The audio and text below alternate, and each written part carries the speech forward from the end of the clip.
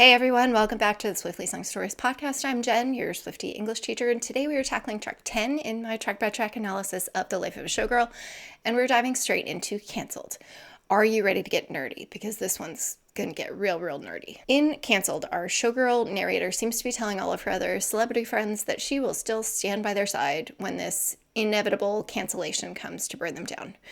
And in an album full of controversial and polarizing tracks, Cancelled might just be the most polarizing of them all. But I have a theory about this track that ties into the upcoming nerdiness that might just make it make more sense. In my last few episodes, I analyzed Taylor's prologue poem and the first 9 tracks of this album, so go check those out because it really lays a lot of groundwork for the themes that Taylor is discussing in this album. All of this content is available on my website if you want the text version with annotated lyrics, and if you're watching this on YouTube, you can also find me wherever you get your podcasts and vice versa. Okay, first let's lay a little bit of groundwork for all of the themes that are going on within this song, and then we will roll into our dissection of Cancelled line by line. Welcome to Swiftly Sung Stories, where we unpack the Taylor Swift universe one era, album, and lyric at a time. Think of it like English class, but it's all Taylor Swift and none of the boring stuff. I'm Jen, your Swifty English teacher, and class is in session, so come on in and meet me in the margins. Before we go into detail, quick caveat, I only discuss Taylor's personal life in my lyrical analysis when we really need to, when it's essential to understanding the text, or when it helps us clarify some things. So, I'm not here to discover what Taylor Swift did. I want to see what the art does and what the art says. Also, this is my lens and my opinion, and it's not going to be your lens and your opinion necessarily. So that's what's cool about dissecting art, is that we all have different lenses. We all think it means different things. And this is a conversation. This isn't me telling you that this is the correct interpretation. So take what resonates and leave the rest. So let's lay a little bit of foundation. Number 1, this song is satire. Satire is when writers use humor, exaggeration, irony to comment on something that has a larger implication in our society. It's being critical or offering cultural commentary without doing it directly. So it's kind of a covert way of saying what you want to say, but packaging it in a more cheeky, palatable way. It allows artists to say what they want to say without saying it outright. Taylor's written fully satirical songs before, like Blank Space, where she uses hyperbole, just exaggeration, to bite back at all of her critics. In Blank Space, she pretends to be this vicious man-eater who chews up men and spits them out, jumping from chaotic relationship one to another, never caring who she hurts, just living for the drama. In Anti-Hero, she just pretends to be this unlikable protagonist who is always the problem. But in doing this, she's pointing out that it's our culture that's the problem. She's saying something bigger than just what the lyrics entail.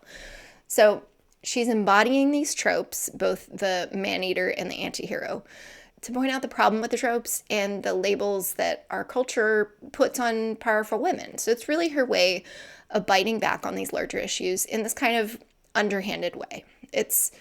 I know exactly what you're saying about me, so I will lean in instead of fighting back, and I will make fun of you for making fun of me. So what is she biting back at in Cancelled? Cancel culture, of course. She's not saying, oh good, another one of my friends is canceled. She's saying that in our modern world, cancel culture is a thing. And sometimes it's not deserved. Sometimes it completely is. But she's using satire for purpose. If she wrote a strictly vulnerable and honest song about how much cancel culture hurts, we would likely reject it outright. It would feel too poor me or poor little billionaire isn't popular anymore. So she wraps it in these layers of narrative and satire, and she puts it in a prettier package. We also have to remember that this album is the life of a showgirl, not the life of Taylor Swift. So we kind of have to view Cancelled through that lens. And so many songs on this album are pointing out that dark side of fame and celebrity, the fate of Ophelia, Elizabeth Taylor, father figure, the title track, The Life of a Showgirl. This dark reality that the showgirl facade is meant to cover up. And Cancelled is in this vein of songs that are telling us that the pedestal of fame is not something to covet. It's something you can fall off of. One wrong move and you fall to your career death. And Cancelled is directly addressing this precarious nature of fame, and it's using satire to do it. But I think there's another layer to the song, and we need to jump ahead for a minute so I can loop it back around. In the end of the first pre-chorus, Taylor says, "Something wicked this way comes." And this is a direct quote from Shakespeare's Macbeth. Is it just An interesting lyric, an interesting phrase. Sure, yes. But we all know Taylor is intentional in everything that she writes.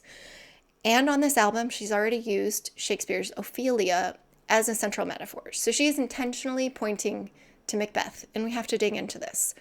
Let's do a very quick synopsis of Macbeth, just like we did for Hamlet in my Fate of Ophelia episode. And then I'll tie it all back together as we go through Cancelled line by line. The tragedy of Macbeth centers around a Scottish nobleman, Macbeth, who is told by three witches that he is destined to ascend the throne. He was already blindly ambitious, and then he hears this promise of destiny from the witches, and he charges forward in this epic quest for power. Macbeth's three witches, who are also called the Weird Sisters, and are probably based on the Fates, are evil and chaotic. They're feeding into Macbeth's ambition and delusion because they simply enjoy causing trouble. But Macbeth doesn't see this. He doesn't see their scheming, and he takes it as gospel. It's his destiny. He's supposed to be king. In the play, the three witches speak one at a time, and then speak some lines in unison. This is important, and we'll come back to it, but just keep it in mind. So many of these lines are iconic, and you've heard them even if you don't know where they're from. Bubble, bubble, toil and trouble. Fair is foul and foul is fair. And of course, something wicked this way comes. The witches' job in the play, their desire is to get Macbeth to come to the dark side and to move the plot along as it progressively gets darker and darker. But there's not only three witches, there is also a fourth witch who's kind of the mother witch. And that's Hecate. She is the goddess of spells and witchcraft, and she appears in the play as kind of a boss of these three witches. She pops in, she gets jealous that they're manipulating Macbeth without her. She wants to play their evil little games too. And her infamous line is, "Security is mortal's chiefest enemy." So the witches come to symbolize chaos and evil and fate and destiny, and they manipulate the will of men and exploit their vanity and their egos to perpetuate their agenda. What does this all have to do with Cancelled? Some of you have already seen where I'm going with this, but my theory is that Cancelled is narrated by the characters of Hecate and the three witches, which I will explain further as we go through the song line by line. But it's not just the single "something wicked this way comes" that points to the witches of Macbeth. It's the entire format and layout of Cancelled that is reminiscent of the witches and how they speak in the play. So in Cancelled, there are three verses, like the three witches, and after each verse, each pre-chorus asks three questions. In the audio, each of these questions is asked in a different octave, in a different tone, which makes it sound like three distinct voices. And all of these voices are tempting the subject over to the dark side, just like the witches do. But there's also a leader or central narrator in this track, who I interpret as the voice of the head witch, the character Hecate, who, by the way, in most iconography is portrayed as triple-bodied with three faces. All these voices in Cancelled are essentially encouraging evil and tempting this newly cancelled character to come join them in the underworld. Am I stretching? Maybe, but that's how I read the song, and that's how I'm going to dissect it. Whether it's correct or not, whether it's what Taylor intended or not, isn't the point. The point is analyzing art, and making connections between texts is interesting and fun. So whether you agree with my Macbeth interpretation or not, I have to emphasize that this song is satire. Cancelled is really critical commentary on the patriarchy, cancel culture, and faceless internet mobs, but it is not meant to be taken literally. She doesn't only like cancelled friends, just like she doesn't want a bouquet of poison thorny flowers. The real critique of cancel culture is there because she's experienced it herself, and it's an integral part of this showgirl life. Once you make it to the top of the pedestal, the only way to go is down. But that doesn't mean she wants or likes it when her friends get canceled. So let's get into Cancelled line by line. I'm going to dissect it through the lens of Macbeth and the witches because that makes the most sense to me, and also because I'm a really big nerd and it's fun. I'm not saying Taylor wrote it deliberately as the witches, I'm just interpreting the lyrics that way. So if you want to have some nerdy fun too, come along. So the first verse begins, "You thought it would be okay at first." We are beginning in medias res, or right in the middle of the action, with little to no context. Through my lens, the first verse is narrated by the first witch, and she is alluding to some sort of scandal or obstacle that is creeping up on the subject, the you. We don't know who the you is yet, but we will later learn that it's someone in the public eye, fictional or not, doesn't matter. Someone who's sitting on this precarious ledge of public opinion. The situation could be saved, of course, the first witch continues. And this is sarcastic. The situation can't be saved. It's already too late. And in the larger context of cancel culture, the situation really means your reputation. They're coming for her, but whatever the subject has done, it has been predestined. She is about to be burned at the stake. She goes on, but they'd already picked out your grave and hearse. They is the public at large or the faceless mob. They will metaphorically bury her reputation, and it's already too late to be saved. They're burning all the witches, even if you aren't one. The grave and hearse is another common metaphor in Taylor's cancel culture universe. Her cancellation, pre-reputation, as her metaphorical death, and then rising from the ashes as her comeback. So think of all the imagery in the Look What You Made Me Do music video. It's the same here, except they're coming for this unknown subject instead of Taylor herself. This person's career and or reputation is about to get buried in the grave. So she goes on, beware the wrath of masked crusaders. The masked crusaders are the faceless mob of the internet. It's cancel culture personified. We sit behind our computers spouting off opinions about people we don't know. We hear one piece of news out of context, and without knowing the full story, we pass judgment. Celebrities and people in the public eye are the defendants, and we are the judge, jury, and executioner. So up until now, it's been one narrator, but here's where I think it gets very Macbeth coded, and all of the witches sound off in this pre-chorus. If you can, go listen to the audio real quick. I can't play it for you, obviously, because I don't own the rights.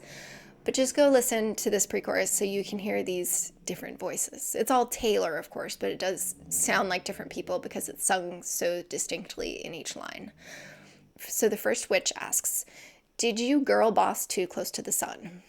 Did this person gain too much power for a woman? The second witch asks, did they catch you having far too much fun?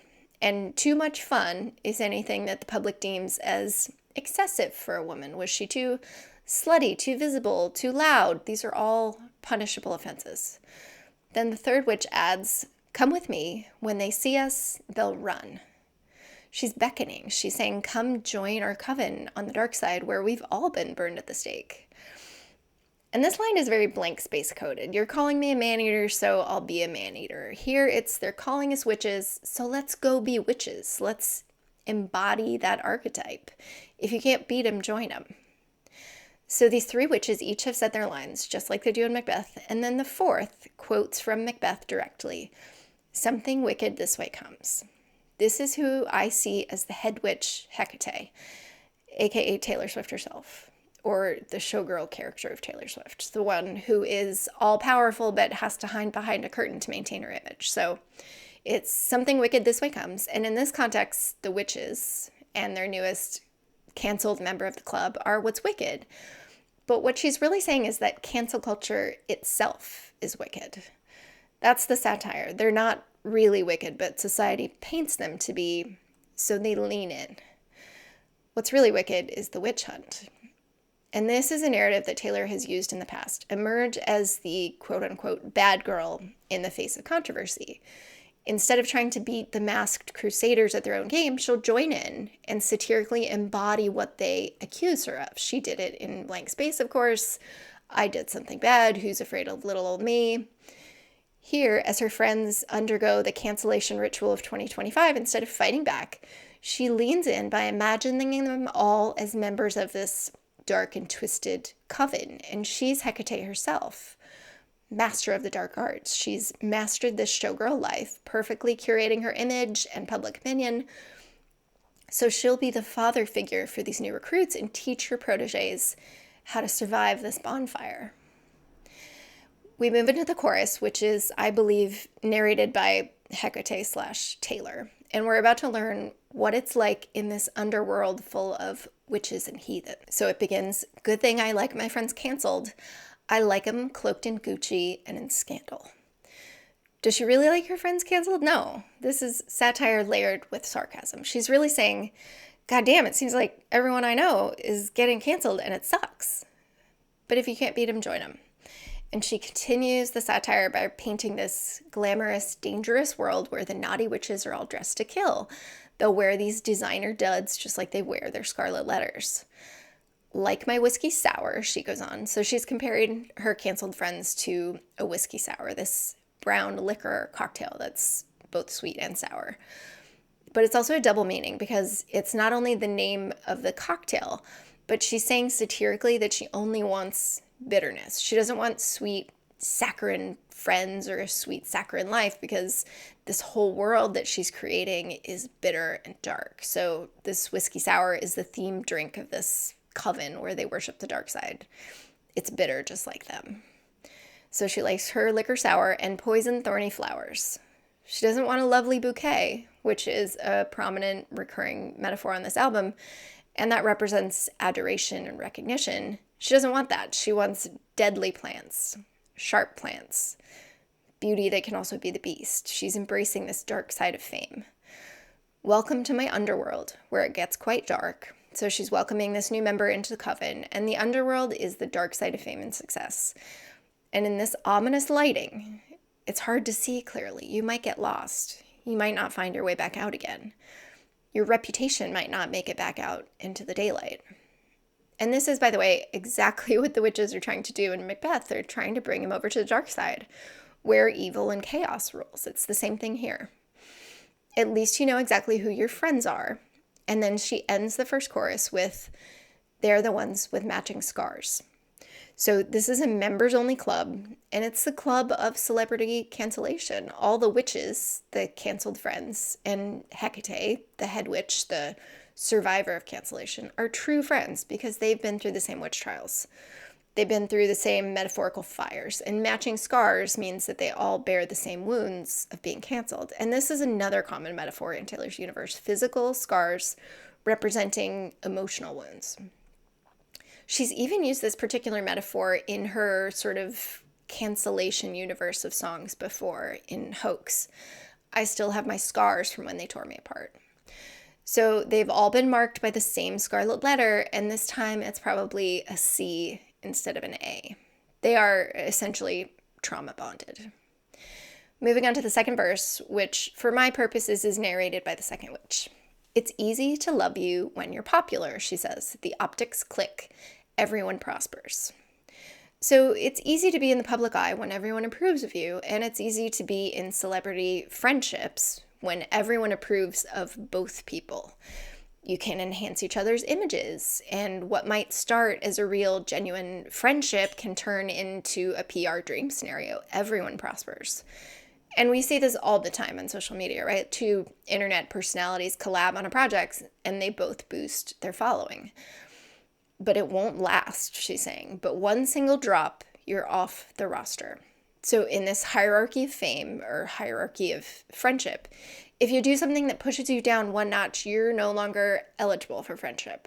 You're no longer on the same level. It could be a small slip up or an offhanded comment or a bad interview, and poof, you're gone. You're no longer my friend, and we can't be seen together because our images take precedence over our loyalty. The roster isn't just a friendship list either. It's a list of celebrities and public figures that society and social media approve of. And it's this mercurial list that changes like the tides. Everyone's up and down and on and off all the time. Then she zooms into the headspace of the faceless mob. Tone deaf and hot, let's fucking off her. This is, she imagines, what we're thinking when we cancel someone. They're too pretty or too successful or too out of touch, whatever it is. It's like we suddenly get the ick and that person is done. So if you get too successful or make any blunders, small or large, this mob will come after you and they will have your head. This is her commentary on cancel culture, but tone deaf can also be read in two ways. There's the common meaning of tone deaf, which means just not reading the room, unaware of the larger context in which your words and your actions exist. But then there's tone deaf in singing and music. Early on in her career, it was a common criticism lobbed at Taylor. They said she couldn't sing.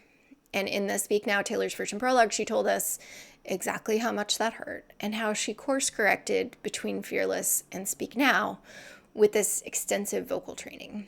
She still gets this criticism, by the way, all the time, that she can't sing, which is mind-boggling. But now, in the later stages of her career, we lob this other grenade at her. She's out of touch. She can't read the room. And this has been a huge critique, especially with this album. But it's key to remember that this entire song is satire, and its aim is to point out real emotional and social truths. So does she really think the faceless mob, the masked crusaders, are coming to kill her? No, not physically, but culturally, socially, yes. And that's something she's really grappling with this album in a very real way. Will she get canceled again? It's a big worry, and she can cloak it in satire in this track, and in other tracks like Elizabeth Taylor and the title track, we can see it's something she's pretty earnestly worried about. She just hides it behind this facade of a showgirl, and in this track, she hides it behind the facade of satire. Moving into the second pre-chorus, the three witches sound off again, this time with different questions. Did you make a joke that only a man could? The first witch chimes back in. Did you stretch the limits of what the patriarchy will tolerate? Did you not stay in your lane as a woman? Punishable offense. Were you just too smug for your own good? Was your tone wrong? Did your facial expression show anything but goodwill towards all? Did you even seem the slightest bit ungrateful for everything you have? Punishable offense.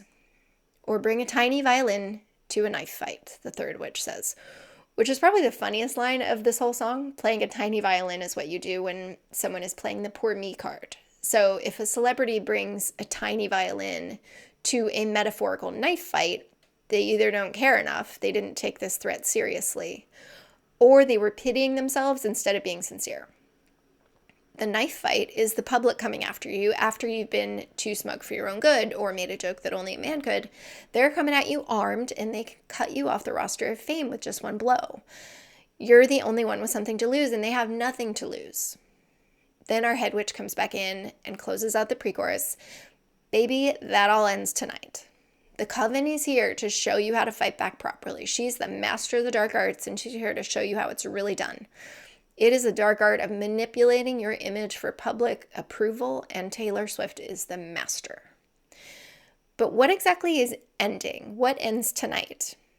It's either their reputation, as in they cave, they fold, accept this cancellation, or they stop being unprepared for the knife fight. They learn how to properly fight back and come back with weapons. Either way, our head witch and the coven, all of these women who have been canceled, they're here to show her how it's done.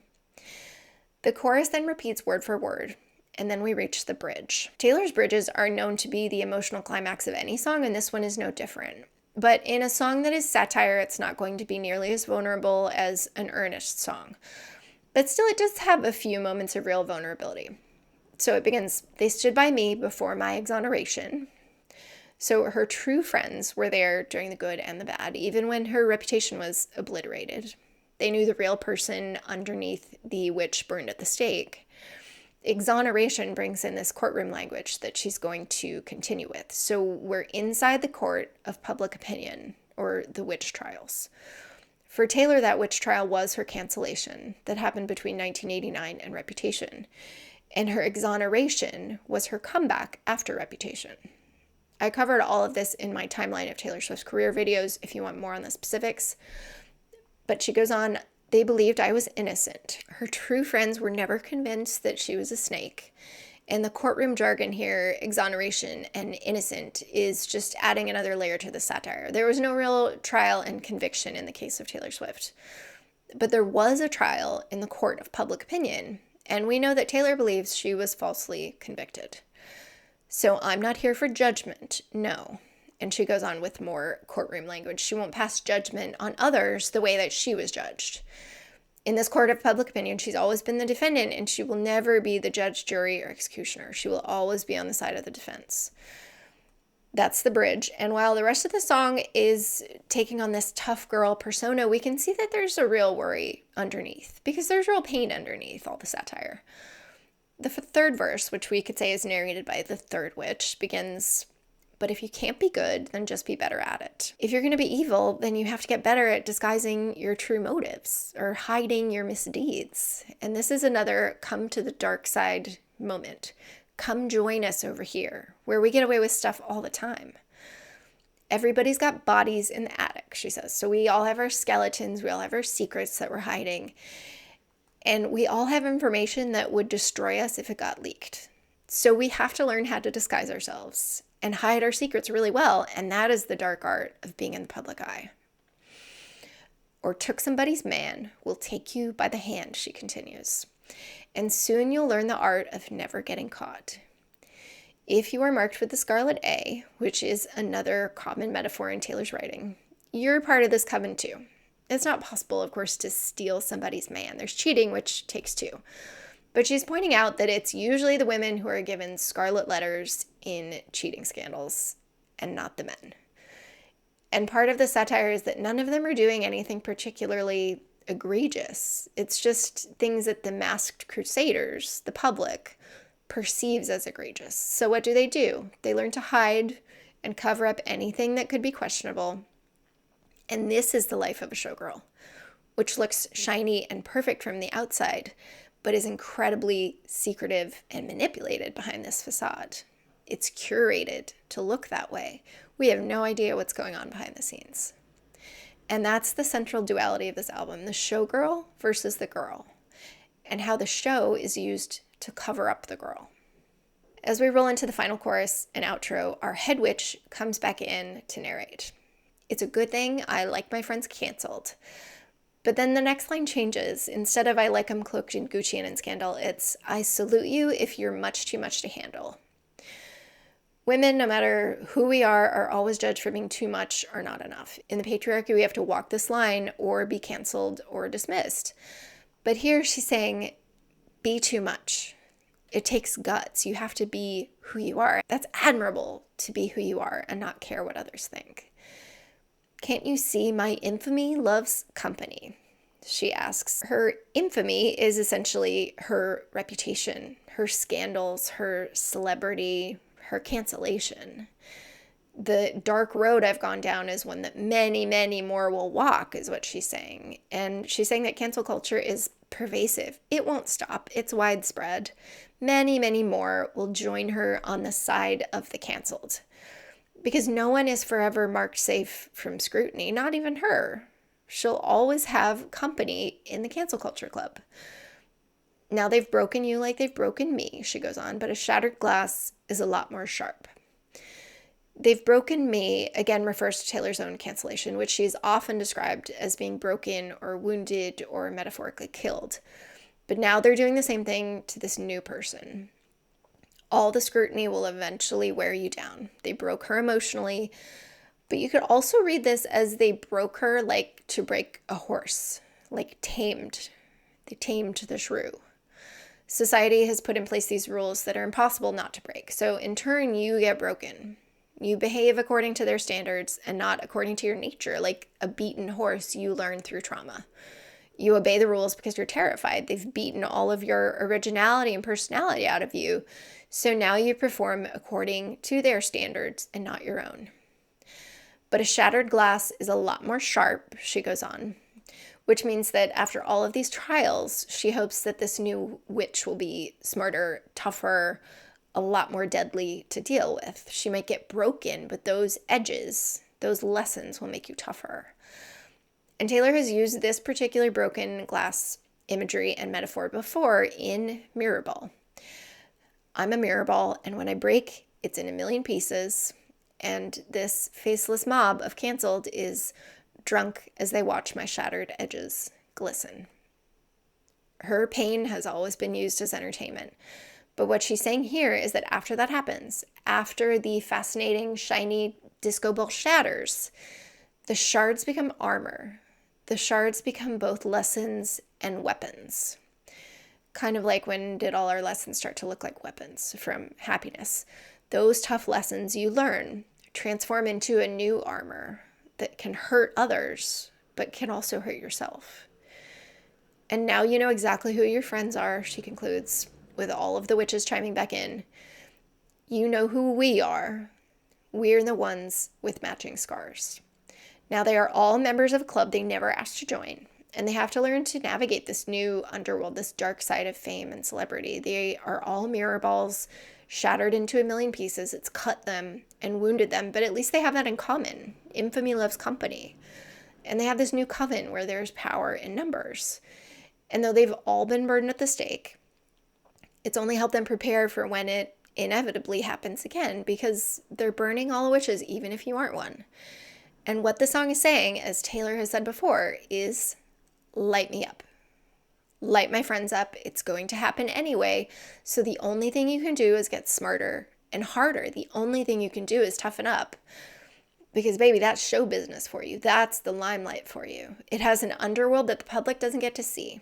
And if we did, we would not covet this life. We would not think that this celebrity life is glamorous at all. And she's saying that in this song, in this album, it's really hard and it's precarious. And I am always bobbing and weaving and hiding behind the curtain so as to not get canceled again. Because the show must go on.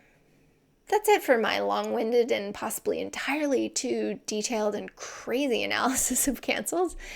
Please let me know in the comments how this satire reads to you, because it's a really interesting track that I think is saying a lot more than it seems on the surface. But does this satire land the same way as Blank Space and Antihero to you? I don't know. Those were very different albums. They both have very different messages, and those were different eras for Taylor.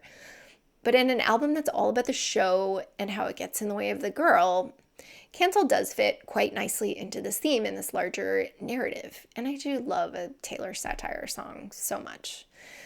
If you want more lyrical analysis, check out my website where I have over 250 tracks all annotated. And I've also got lyric quizzes, breakdowns of each album and era, and my entire Taylor Swift 101 series.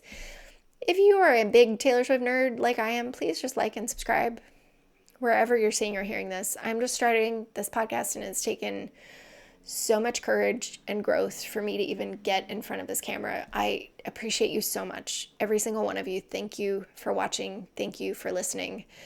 Stay tuned for my next episode where we are diving into Call It What You Want, the sequel, aka Honey.